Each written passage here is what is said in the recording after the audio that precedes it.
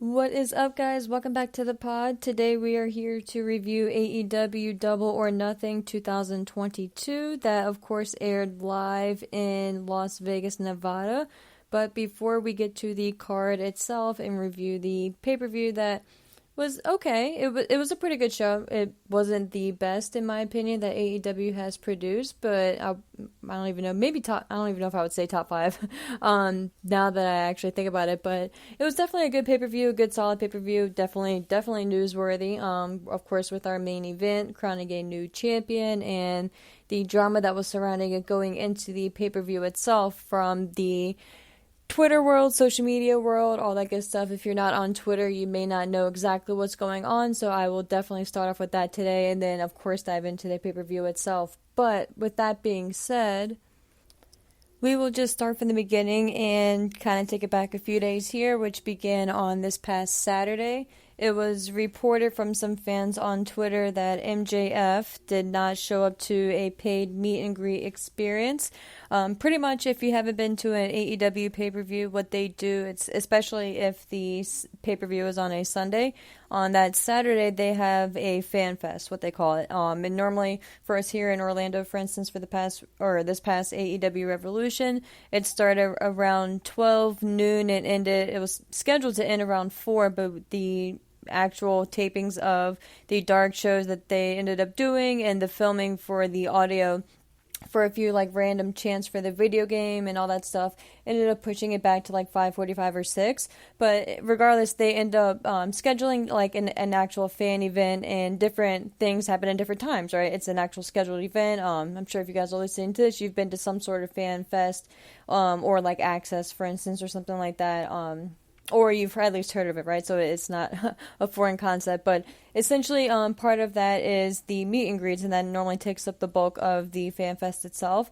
But with certain wrestlers who are, I guess, are at a little bit of a higher level, you have to pay specific amounts to meet them and to get either an autograph and a picture or one or the other. So that, of course, being said, MJF was obviously one of the talents that people would pay money to go see, and I don't know if it was either $100 or $150 that his particular meet and greet was charging per person. So that being said, we'll go with the low ball and just call it 100 for purposes for today. But normally, the few reports that I saw both figures. So regardless, that's not essentially the point. But the point is that people had to actually pay a separate and specific amount to meet MJF, right? You pay a flat fee to get in, which, like for us, for instance, was $50 for the fan fest itself for the whole day. Essentially, like your admission ticket to get in, and the additional cost to do various things throughout the event itself. Well, the time came, I believe fans said it was around 12:45. I could be off on that time, for MJF's particular meet and greet, and he did not show up. At that point, people were still kind of laughing it off and, just calling it MJF, right? People weren't exactly not expecting him not to completely show up. They were just thinking he was just playing into his character, being late, whatever. But apparently staff at the event stated that they had been calling and texting him, but did not get any type of response. Now, it has been reported, and it's not funny because I'm sure, and me personally, I would have been a little irritated myself if I was there and he didn't show up and I paid for it. But being on the outside, it's a little comical. There were a few reports that a few fans saw him in a casino gambling at the time that he was supposed to be at the meet and greet. Now, if that's true, then it's just fucking hilarious. And again, just plays into who the MJF character is, which isn't necessarily the point right now, but it's just just picture him, right, just sitting at like a slot machine or at the blackjack table, just bullshitting, having maybe a beverage, and just like not giving a shit about any fans, obviously. But that being said, he obviously did not show up for his meet and greet. Who knows where he actually was if he wasn't in the casino? Doesn't really matter. He just didn't show up for the event that he was scheduled to be at. Sean Ross Sapp later reported on Twitter around that time that he could confirm that it was being reported at first that a flight out of Las Vegas had been booked for MJF and in his name. So around that time, we were kind of speculating, and everyone was hitting the refresh feed, or refresh button on their feed to see if MJF was actually going to be boarding a flight, leaving Las Vegas, all that good stuff. Because at this point, it was closer to Saturday evening, maybe Saturday night. And at that point, the flight would have been at Saturday night at that point. So, look, if he was going to be boarding a flight, it would be damn near impossible to board a flight all the way back to the East Coast and then turn around if he had a change of heart and decide that he did want to make the pay-per-view and to fly all the way back, Even if you have a personal jet, that's a lot to get done in a short amount of time, right? But luckily, Sean Ross Sapp later on reported via Twitter that he did not end up boarding the plane, so whether or not the plane ticket was actually purchased, which, again, Sean Ross Sapp, he can confirm that it was purchased in his name, Maxwell Jacob Freeman. So there, in fact, was an actual ticket. Now, I'm going to kind of pause right there and kind of touch on the speculation whether or not this was an actual real life situation or a work, as people in the business call it, and all that shit. Again, I just kind of preface it with that because I just feel so weird saying it, right? But if it was real or not, and if it was just a character driven gag or just kind of generate more heat, more publicity for the pay-per-view itself, or if it was actually real, if MJF was contemplating leaving, if there was an actual flight booked in his name, and what have you, because at this point, and I guess at this point it is kind of confirmed and kind of obvious that AEW, and maybe more specifically Tony Khan and MJF, are not on the best of terms right now. And in my opinion, I think this is 100%, well, I guess you can't say anything is 100%, but I would say this is majority a real thing, and maybe it started, if anything, it did start off as a real life situation or I don't even want to say it, but you guys know, a shoot and all that shit. I just feel so weird saying it. But I feel like it did start off as a real life thing, and it kind of, maybe if any of it isn't true or any part of it is kind of a work or whatever, then it kind of just progressed into that and they saw what was on the table and took advantage of it. But I think this whole situation in and of itself is the real deal, and it's very interesting to watch unfold as we see day by day more information comes out, and just, I don't know, it's very, very interesting because we still have a year and a half left on MJF's contract with AEW, and I highly doubt that Tony Khan is going to release MJF of his contract. I don't know if there's any type of clause built in, either 30, 60, or 90-day clause built into AEW's contracts if someone were to get terminated while in their contract or anything like that, or released or anything of that nature, how they would even classify it at that point. It's just fascinating, right? It's completely different than the Sasha Banks and Naomi situation. I saw a lot of people on Twitter kind of comparing it to that or trying to, and to me it's two completely different scenarios and situations, so I'm not even going to really even get into that. But the fact that MJF no-showed a meet and greet, look, and that is the main reason why I think this is a real life thing, or at the very least started off that way, because say what you want about the wrestling world, but I don't see, especially someone like Tony Khan, if this was WWE, maybe it'd be different, right? But I don't see someone like Tony Khan and the perception of AEW as a company. I don't see them jeopardizing that and having fans pay their hard-earned money and have a talent no-show. Even if it is MJF and you can make a million excuses and justifications as to why he didn't show up, and it would, you can justify it, right? And have it make sense in your mind. But at the end of the day, I don't see Tony Khan having fans fork over minimum $100 to meet MJF, right? Just for that specific event, maybe up to $150, maybe even more. I don't see, and we'll even say, well, we can even run it up to $200, right? After taxes, fees, and let's say you did pay your money just to go in there and see MJF. So that means you had to buy a general admission ticket as well, which is easily at $50. It could be even more, being that they were out in Las Vegas. So I'm just kind of giving it a rough estimate and a rough guess at it, but the numbers could vary. But point being that fans spent additional side money to go meet this talent, and he no-showed. And I don't see Tony Khan or AEW taking a story to that far, or to that extreme. So that's kind of why I steered from the beginning more towards the side of, oh shit, this is like a real life thing happening, which then stemmed over into Sunday, early Sunday night, Sunday morning, and the question of, is MJF going to show up at the arena? And is he going to show up for the pay-per-view? Is he going to no-show the match? Is Wardlow going to be screwed? All this stuff, right? Which was kind of unfortunate in a lot of ways, but mainly because the whole hype for the pay-per-view and the original story going into their match and just the momentum going into it was obviously the story, right? But now it completely shifted from the great build and what a lot of people, myself included, were saying was the number one story going into the pay-per-view as a whole that led into the culmination of the match.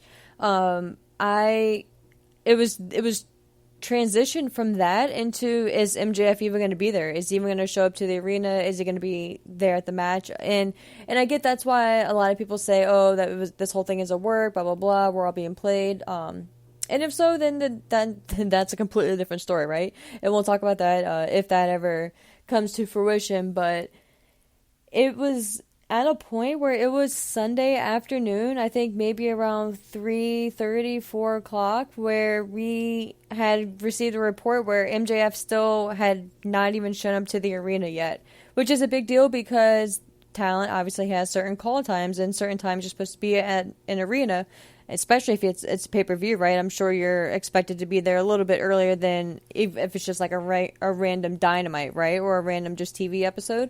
So the fact that he hadn't shown up, and it was already pretty late into the afternoon, even if you're talking West Coast time, was a big deal. So people started panicking, and the thought on if he was even going to show up became more and more of a question. And there was one report, I think I saw it came from Dave Meltzer. I don't know. Like I said, I don't follow him, but it was one of those things that kind of popped up on my feed, that there were backup plans being made for Wardlow. So if, God forbid, MJF didn't show up, what would you end up doing with Wardlow, right? Would you throw Shawn Spears in there as MJF's replacement? One suggestion was throw Wardlow rather into the main event, into the World Heavyweight title picture. Now, I don't know if that was a legit possibility coming from the AEW side or just some bullshit that was made up on the internet. But if that was a possibility and a thought, I am very happy that was not shoeballed out there. That screams WWE all day, and I'm just so happy they didn't do that, and they went the direction that they ended up going in and allowing Wardlow to continue his growth and his transition into his own star. So that, of course, ended up leading us into the pay-per-view itself, which, surprisingly enough, had MJF and Wardlow opening the match, which, before this whole weekend happened, I doubt that was slated to be the opening match. Could be wrong, but I highly doubt that was slated to be the opening match on this stat card that ended up going almost to 12:45 on the East Coast time. But we'll get into that in a few moments here.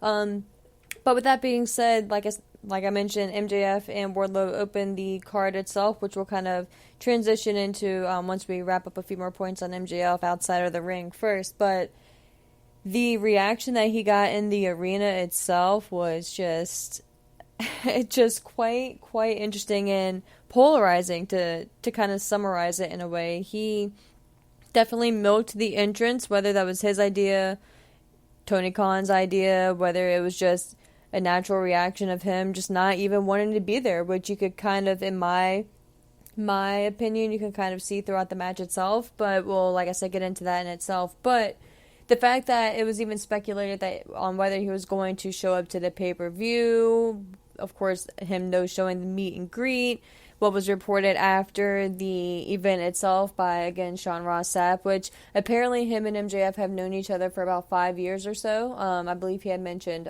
Sean Ross Sapp himself had mentioned that he had known MJF for about 5 years or so. So I mean, assuming that's correct, I don't know how close or good friends they are. I don't know if it's just like an acquaintance thing or if they are actually good friends or what have you. But Sean Ross Sapp has been the one this weekend who was pretty much breaking all of the news with this, for the majority of the information at least, and he did report that MJF apparently had messaged him right after the event itself wrapped up and said, quote, "I showed up last minute, I left right after my match, I've got a lot to think about, I'm going dark again," unquote.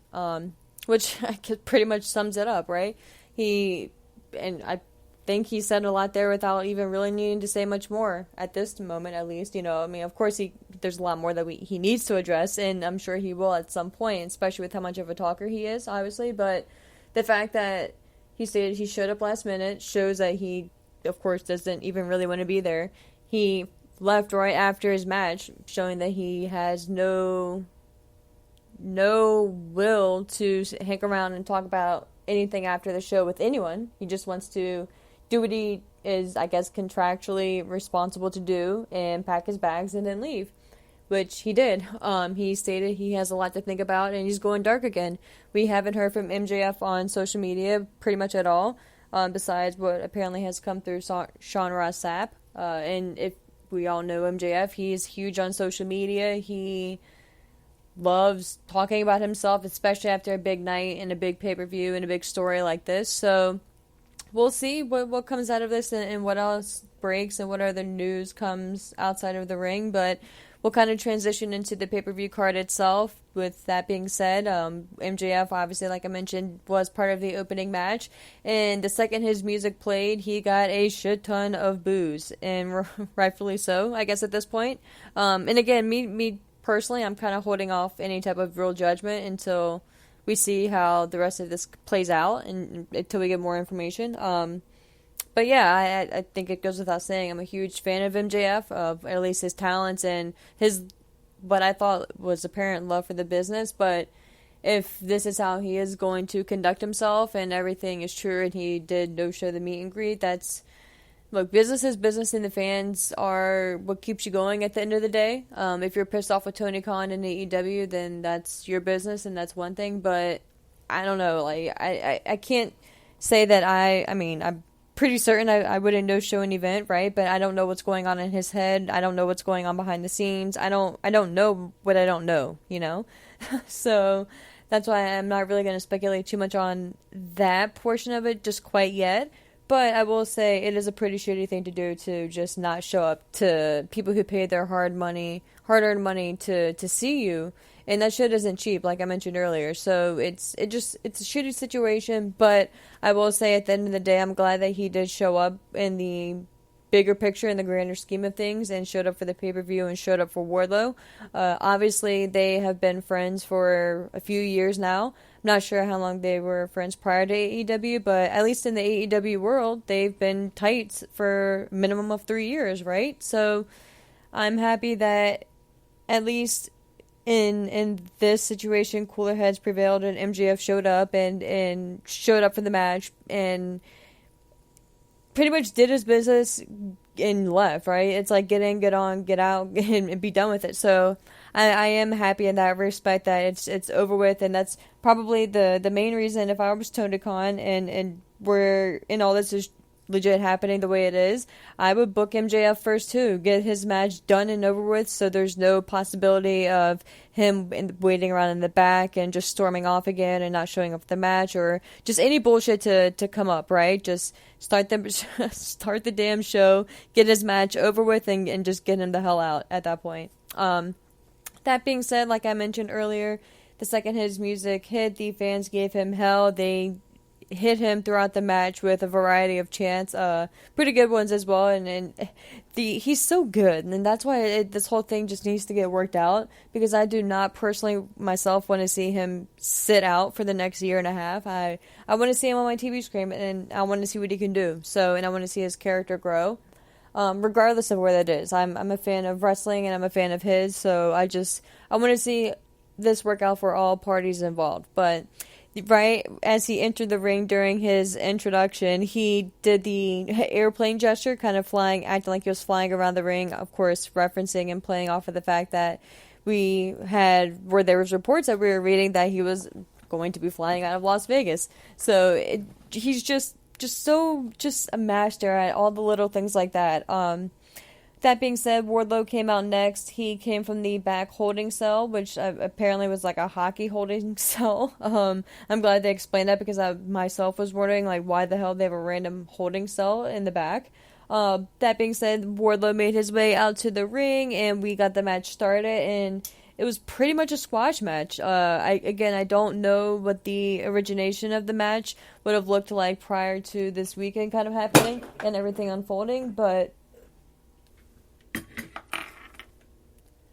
wrapping up the match itself here, MJF, obviously, like I was referencing earlier, it was pretty much a squash match. He took, I would say, 98% of the beating here. I don't think he connected with pretty much any type of like actual offense that or anything that actually impacted Wardlow himself. And again, I don't know, like I was saying, if the original style of this match would have been the same or if it was laid out to be different before this whole clusterfuck of the weekend happened with MJF.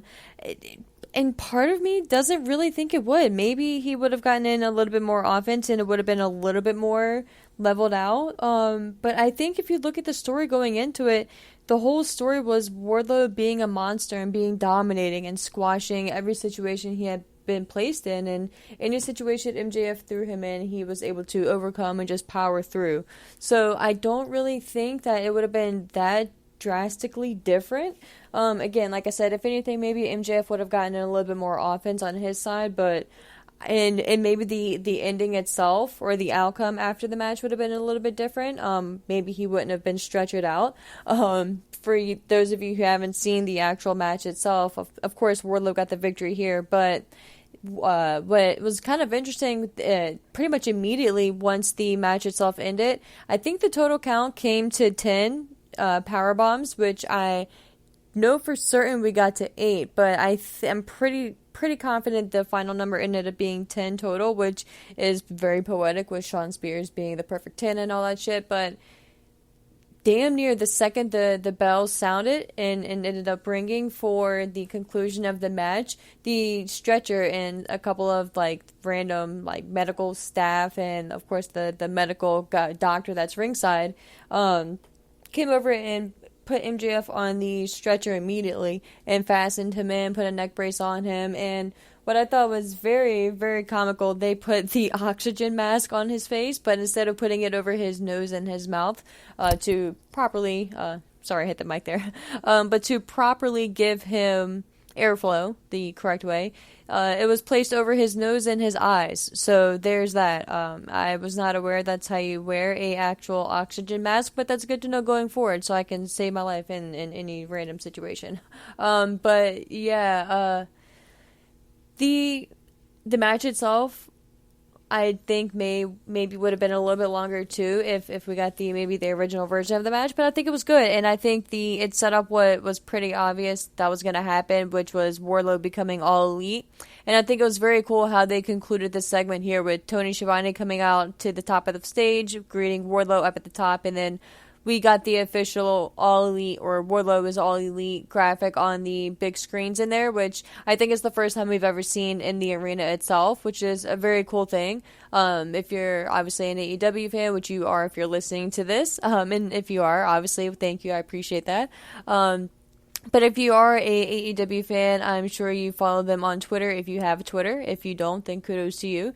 But if you do, the big thing with becoming a member of the All Elite roster is becoming All Elite and having Tony Khan drop that so-and-so is All Elite graphic. And we finally got that for Wardlow. And he was super emotional on the stage. They showed a pic or a shot of a random blonde girl in the fan that was cheering for him. So I'm not sure if that's his girlfriend or a wife or whoever. But if that is, then cool. A cool moment there. And I'm very happy for obviously him and whoever his immediate family is. Or if that was just a random fan, then hey, good for you, girl. You got your moment. But yeah, the moment itself was very cool and it solidified Wardlow, but I think the major story here, putting MJF to the side and just focusing on Wardlow, is what happens next with Wardlow. Is he going to go to the TNT title picture?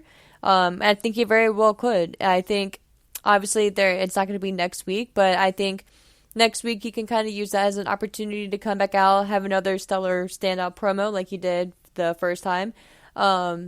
And I think that first promo was maybe the week after Revolution, after he kind of officially turned on MJF.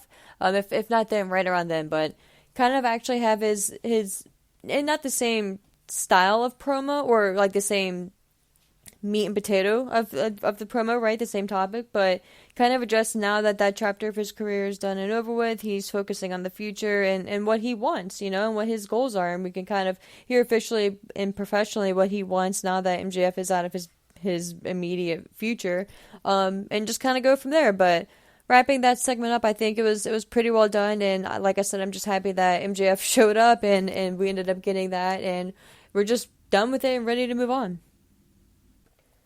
I would be remiss to say the MJF talk kind of got me one-track minded, but we did, of course, have the pre-show, which was just called the pre-show, or I believe it actually was called the buy-in, if I'm not mistaken, so apologies for that, but the buy-in pre-show, whatever it was officially called, did give us the match, of course, with the team of Hookhausen versus Tony Nese and Mark Sterling, smart Mark Sterling, that is, and of course, we got the victory on the Hookhausen side. I was just sitting there thinking, like, if you didn't see the visual of Smart Mark Sterling's outfit, like, you gotta go see it. The shit was ridiculous. But not really much to this match. It was what it was. It was pretty much what I kind of predicted it to be, and what I'm sure everyone did. Not some genius over here, but Hook pretty much took care of the majority of the match and ended up letting Danhausen get the victory here. And like I was mentioning on the prediction show, I'm not sure if this is the start of a actual tag team of these two, or if it was just kind of like not necessarily a one-off, but just kind of to solidify the partnership and the formation of them at least being friendly with each other and on the same side. And if Danhausen is just going to be more of like a managerial role for Hook, or just kind of be his best friend, and just be his buddy and just be there to kind of look out for him. But it was what it was, and it was kind of cool. And I did notice that they have very similar hair, so that just for whatever reason kind of stood out to me too. But after the MJF and Wardlow match, we got next up the Young Bucks and the Hardys, which, not gonna lie, this match kind of I don't want to say let me down because that's a little harsh, but I think maybe my standards were held a little bit too high. But it was a solid match, and I will say I was very surprised that the Young Bucks did not pick up the victory here. We ended up getting a W for the Hardys, so I do think that is kind of more of a confirmation and more of a nod that they are going into the tag team title picture, and they did make mention of it in one of their promos as well, that on their expedition of gold, that the AEW tag team titles are obviously the last ones at this point that they need to check off of their list. And I think it would be pretty cool for nostalgia reasons to see the Hardys as tag team champions. I'm not going to get into too much of a thought here and on today's show, and mainly because I haven't really put much thought into them actually being tag team champions, but I will say I was shocked or surprised rather, that the Young Bucks took the loss here, and I think it's going to be very interesting to see what they do kind of coming up after this. We do have them, or AEW rather, making their debut on the West Coast and being in California. Obviously, the Young Bucks that's pretty much their home state and their hometown, so I'm sure they'll get a pretty good reaction, and I'm sure they'll have something to do on that show. So we'll see what that ends up looking like for the Young Bucks in particular. Like I said, I think this victory kind of puts the Hardys more in play to kind of go in the tag team title direction. So we'll see how that plays out long term. But after that, we got the TBS Championship match. The TBS champion being Jade Cargill defending against Anna Jay. And this match had a few sloppy moments, but we did see some progression as well. So I will give both ladies kudos for that. And it's still crazy to think that Jade has only been in the wrestling world for, I think, maybe 2 years now, which is just insane, like, as a whole. Guys, like, in the wrestling world, 2 years as a whole. It's just insane. And Anna Jay herself is still relatively new into the world as well, so I'm not going to give them too much height, or too much gripe rather, because I think it was a solid match, and like I said, I think it accomplished what it needed to accomplish, and that was putting Jade over. And it set up the sequence after the match, which was the debut of the fallen goddess herself, Athena, making her debut into AEW, and also Stokely Hathaway, which is the former Malcolm Bivens in NXT. Apparently, if you caught any part of the media scrum after the pay-per-view, Tony Khan had mentioned that he had just met Stokely that day, the day of the pay-per-view essentially, and that his 90-day non-compete clause had literally ended the day or expired the day before. So that's pretty crazy timing-wise. So it just, some things, if they're meant to be, it plays out, and if it's meant to be, it's meant to be. So very excited to see that partnership going forward.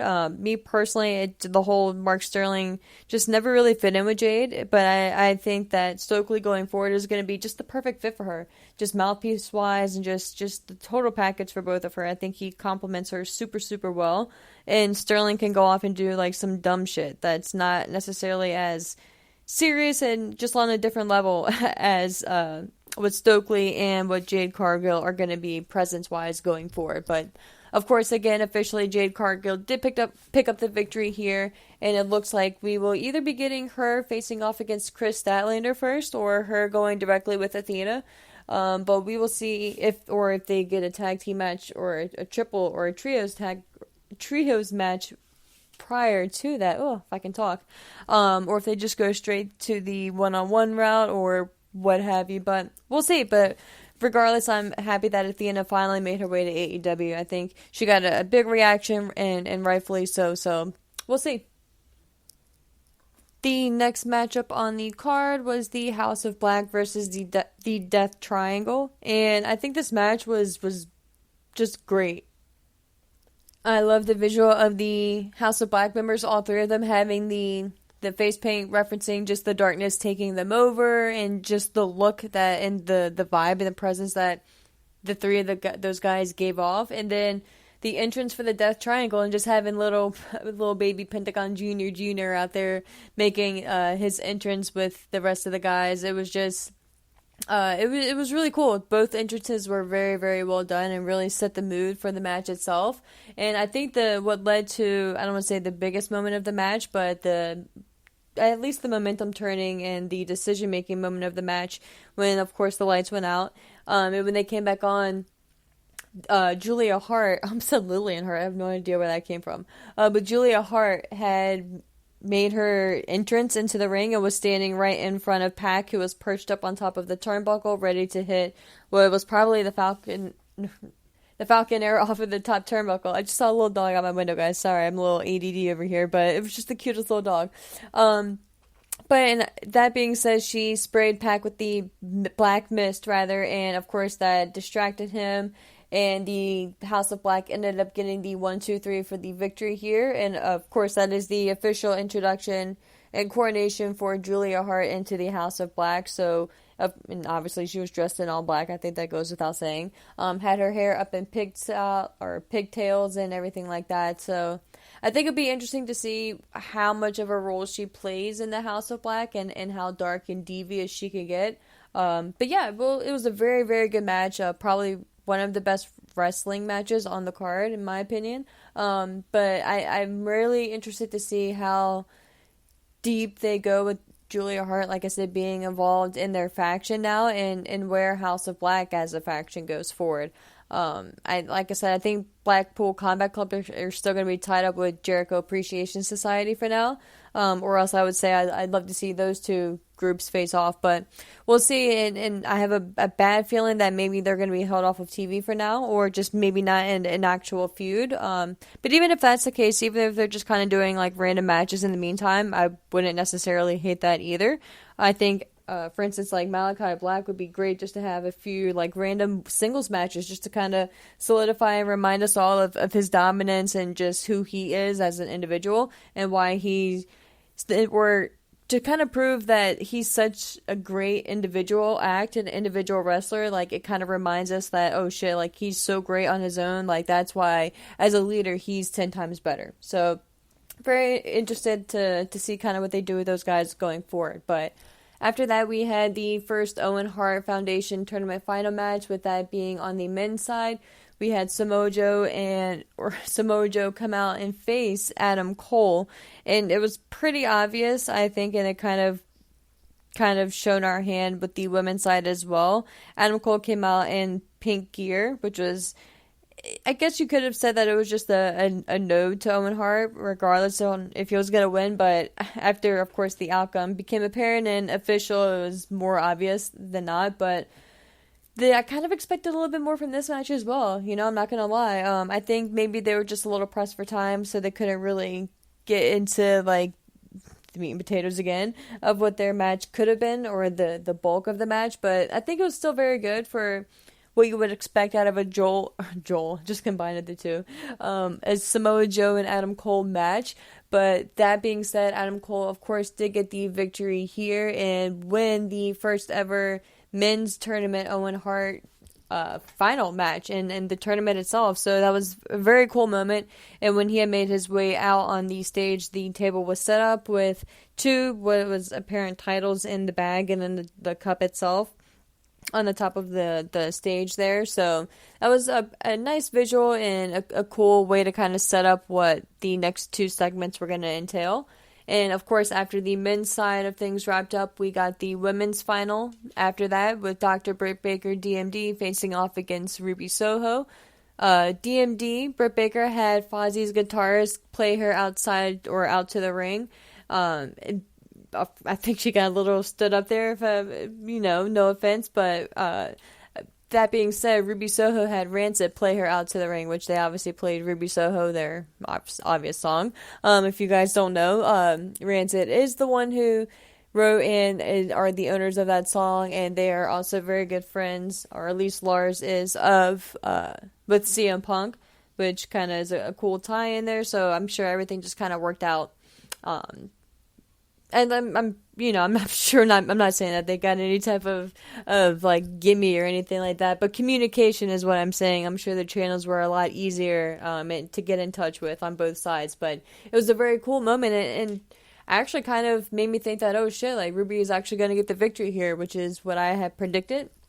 But I'm glad I was wrong here, and they ended up going with the doctor herself getting the victory and winning the women's side of the tournament, and she, of course, had pink gear as well to match Adam and to kind of confirm the fact that she was winning the tournament. But it was a very good match. I'm not gonna lie, it was pretty solid. I think both ladies really showed up here and put on a good finals match. But I'm not gonna lie, I am kind of surprised that Ruby Soho didn't get the victory here, but I am happy with kind of seeing how the past few days have played out with Ruby's response and Britt's response and the fact that Adam Cole won.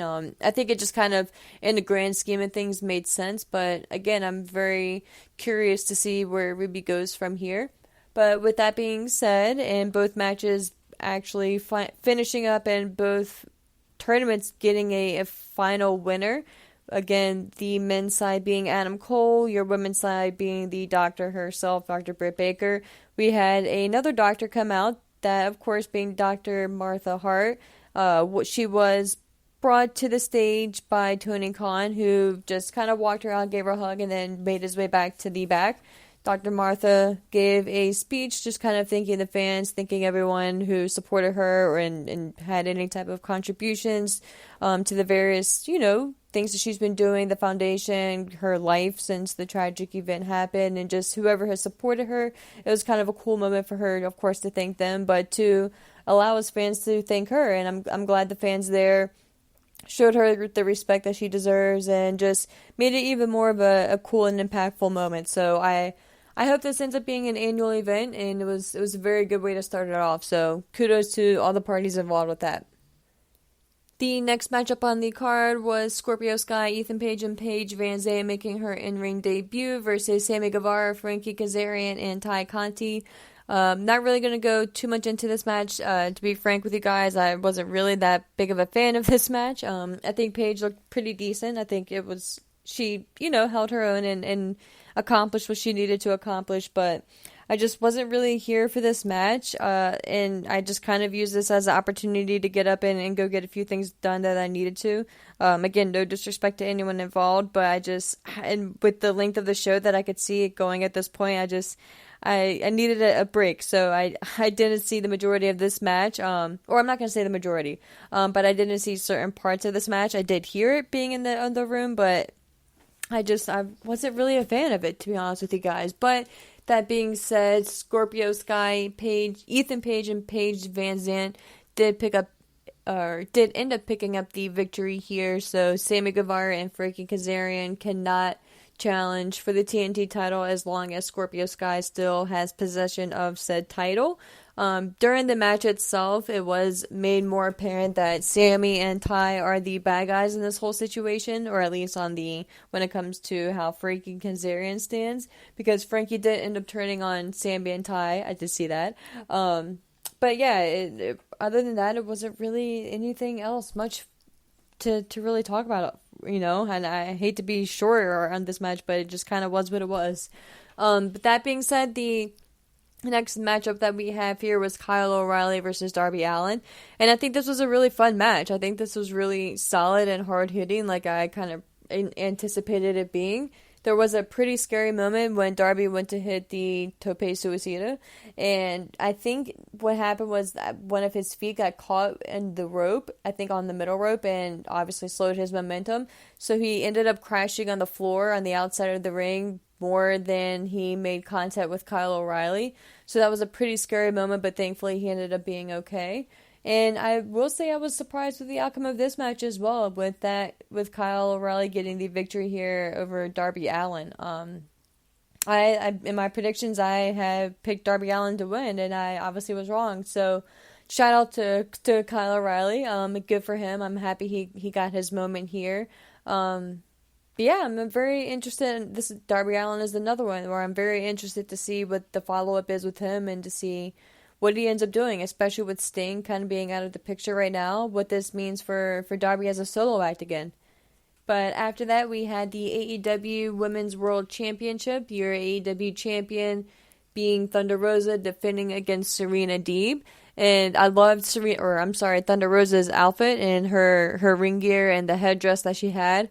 And I believe I read somewhere, I haven't seen an official posting, but part of, or if not all of the proceeds from the auction that Thunder Rosa was going to have for her ring gear she was donating to the victims of the Uvalde shootings in Texas from the elementary school this past week. Again, just fucking sick and tragic. So major kudos and shout out to Thunder Rosa there. And on her ring gear, on the jacket portion, on the heart, or on the front rather, she had a big heart that had Uvalde, the name written out there as well. So major props to Thunder Rosa and for using her platform for good. But that being said, the match itself was so fucking good, guys. Like, this was probably one of my top 2-3 matches, if not. I haven't really thought about my top match of the night, but in-ring wrestling wise, like, damn, guys, like, you have to do yourself a favor and see if you didn't buy the pay-per-view, go out and check this match out, because it was like a wrestling clinic. Like, it was just so smooth, so technically sound, just so beautifully and just so well done. And Serena Deeb reminds me so much of Dean Malenko in there, and just the technician that she is. It's just insane. But Thunder Rosa did, of course, end up getting the victory here. No real surprise there, but it was a fucking great match, and I think Serena Deeb deserves her flowers, a nice bump in her check for this month, a nice bonus or what have you. But yeah, I think it was a really good match, and you guys should do yourself a favor and seek this one out. But after this match, we had the Jericho Appreciation Society defending, facing off against Eddie Kingston, Santana Ortiz, Bryan Danielson, and Jon Moxley, which of course was the Anarchy in the Arena match. And before the match itself started, the introductions was so cool. Like, of course, we had the Jericho Appreciation Society. They came out all in looking like a boy band in all white gear, some hats, and just bullshit. But I was going to say the Appreciation Society, but Jon Moxley and Bryan Danielson and that team, they came out all Moxley style through the fans, and I loved the overview shot that we had, which was kind of like, it was just so cool. We had pretty much each aisle had a competitor from that team. You had Danielson on one aisle, Moxley, then you had Eddie Kingston making his way out. It was so cool and just a very good visual. So kudos to the production team for the introduction and for the entirety of this match, because I can't even imagine the headache and the stress that they went through trying to keep tabs on all the guys here, because Anarchy in the Arena was the perfect title for this match, because it was just crazy shit happening literally all over the arena. I can't even begin to explain the shit that happened in this match. I think it ended up going like 25 minutes or so. And I will say it was legit anarchy going on, but there was a nice story being told as well. So they ended up the match itself back, of course, in the ring. Jon Moxley had taken down the top turnbuckle, essentially had unscrewed the ropes, so the whole ropes around the entire four sides of the ring were in the ring, pretty much exposing the turnbuckle and the spike that holds the turnbuckle. So Jericho and Danielson were hitting each other with that for a while, but it ended up getting the better on Danielson, and Jake Hager had made his way back to the ring as well. At one point, Eddie Kingston had came from nowhere looking like a hot, bloody mess from the back and had a gasoline can, obviously full of gas, came in and poured the gas all over Bryan Danielson and Chris Jericho, which pissed off Bryan and therefore led to a brawl between Bryan and Eddie. Jon Moxley did try to come in and break it up and kind of chill both guys out and say essentially, hey, chill the fuck out, like we were almost finished with this match, like just hold on, you know. But cooler heads did not prevail there, and that ended up costing their team the match. Again, I was surprised by this, but the Jericho Appreciation Society did end up picking up the victory here, so I'm sure we'll end up running this match back in a different version, maybe in Blood or Guts, but it was definitely a good match, better than what I was expecting, so shout out to all guys involved there. But the next matchup that we had on the very long card here was the AEW Tag Team Championship match. Your tag team champions being Jungle Boy and Luchasaurus defending against Team Taz, which was Ricky Starks and Powerhouse Hobbs. And I paused there a lot because we ended up getting Taz on commentary, and at one point JR had said, "Hey Pete, it's good to see you," which is Taz's real name. So it's just JR was on point last night. Like, shout out to him. He was on the ball, but it was some comments like that just kind of tickled me. And of that, Team Taz, and then of course the other team involved in this match was Keith Lee and Swerve Strickland as well. This match was very good. As again, kind of, I think just maybe a slap below what we normally expect out of an AEW tag team match, which is nothing against the guys involved, but I think it just speaks to the standards that we have for tag matches in AEW, which is good. But I was surprised again with this victory here, and I was again wrong. I think I was I definitely was wrong. We had Jungle Boy and Luchasaurus retaining their titles here, and Christian did not turn. I think it would maybe 2024 before Christian turns as well. I think we're going to lose MJF in AEW, and Christian is finally going to turn heel in 2024, guys. So that's long-term booking for you.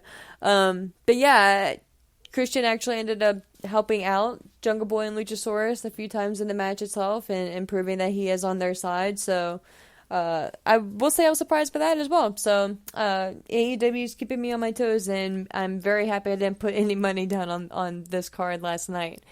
But, guys, we are finally at the main event, and that brought us to, of course, our AEW World Championship match. Your AEW champion going into the main event was Hangman Adam Page, defending against CM Punk. And at one point on Twitter, which you can follow me on Twitter at ASHMANNS, and the show's Twitter page at kickashpodcast_, I was kind of confused as to who the crowd were actually choosing and like actually siding for. You could definitely hear the cheers when both guys made their entrance, right? But during the match, you just heard the heavy boos. Whenever Punk would land something, there would be boos. Whenever Page would land something, there would be boos. But as the match kind of progressed, whenever Page would play into the fans a little bit more or kind of draw out a move or just kind of play it up a little bit more, the fans would boo it a little bit more and he would react a little bit more into that and kind of ham it up a little bit more and not necessarily go more heelish, but just kind of be less of the Hangman that we've all known to come and love and respect, and just expect him to always be the good guy. But the match itself was phenomenal. I'm not gonna say phenomenal, but it was very, very good. I would give it definitely like an A minus, maybe a B plus if we're talking anything lower than an A minus. But I love the ending to this match, and it led to, and I think, was this the match that Mike Chioda was the referee in? Maybe not, but the referee itself, we did see Mike Chioda during one match tonight, or last night rather, so shout out to Mike Chioda. It was very cool to see him. But at the ending of the match, and what was the evidential turning point in the match, the referee got knocked out, and the AEW Championship title had been brought into play earlier in the match, but it had been thrown to the side by the referee. So it was kind of brought into play, but no one had actually used it yet. It was still just kind of chilling in the corner to the side. Well, with the referee being down, CM Punk was kind of out loopy. Hangman was pretty much deciding how to wrap up the match and had the match almost in the bag at that point.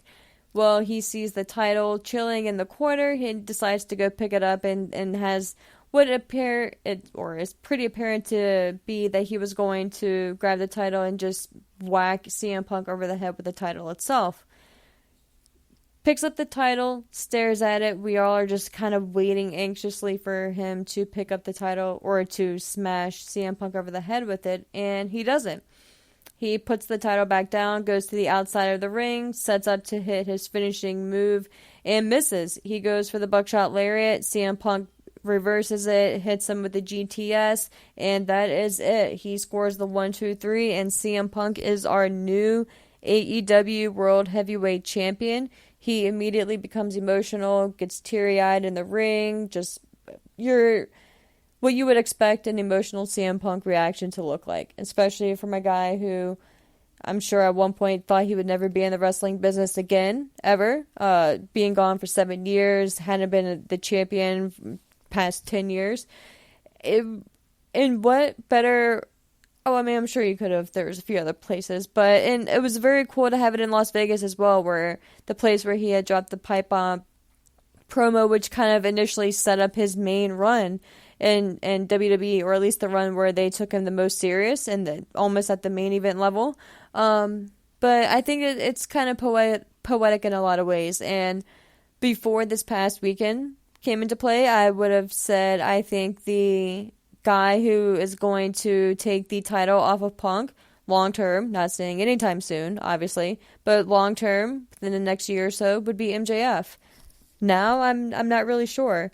I would have lined up MJF taking the title off of Punk, again, maybe a year out from now, and then circling back to this year and to Double or Nothing of this year as well, with the match that happened tonight, and have Wardlow, not that he necessarily needs to pay back MJF, but maybe at that point, depending on the trajectory of Wardlow and a few other factors, and who else you have involved, maybe Wardlow would be that guy to dethrone MJF. But of course, now we don't even know if MJF is going to be in the company 6 months from now, let alone a year and a half from now, or if Tony Khan is going to want to trust MJF to be his champion at this point.